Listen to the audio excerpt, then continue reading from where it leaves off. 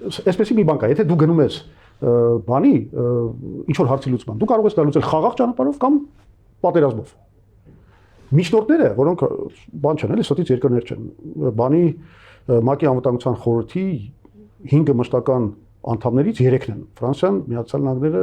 եւ Ռուսաստանը։ Նրանք ունեն կարգավորիչ դեր եւ նաեւ զսպիչ դեր, բանը հնարավոր կոնֆլիկտի։ Այսինքն երբ որ իրանք ունեն իրենց աչքի առաջ բանակցություններով լուծելու տարբերակը, իրանք զսպում են, իրանք խաղում են նաեւ զսպողի դեր։ Օրինակ Ադրբեջանի վրա իրանք ազդում են, որ դու ինչի՞ ես գնում պատերազմի, եթե ասենք օրինակի համար Հայաստանը կոնստրուկտիվ պատրաստ է բանակցությունների։ Հիմա պատերազմը սանձազերծվեց հենց այն պատճառով,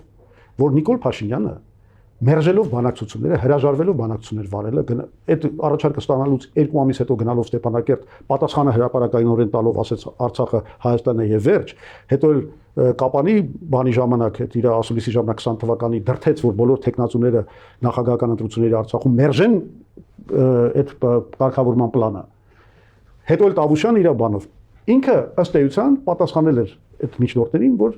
ես թքած ունեմ ձեր առաջարկների վրա, պետք է իմ զրոյական կետից սկսեք, ուրիշ դեպի սկսենք եւ այլն եւ այլն։